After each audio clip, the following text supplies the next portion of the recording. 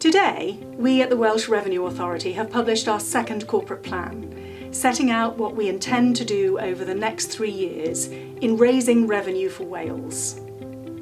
Our second plan is published as we conclude our first year of operations, collecting and managing 2 devolved Welsh taxes.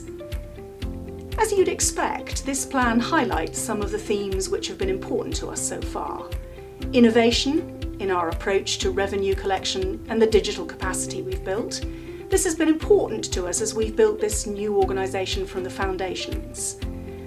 Also, partnership with stakeholders has been key to us in our development so far, and we believe it will continue to be so in future.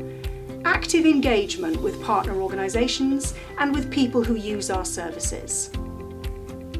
Our corporate plan is based on our statement of purpose, which encapsulates what we are here to do in serving Wales. Planning is important, but implementation is more important.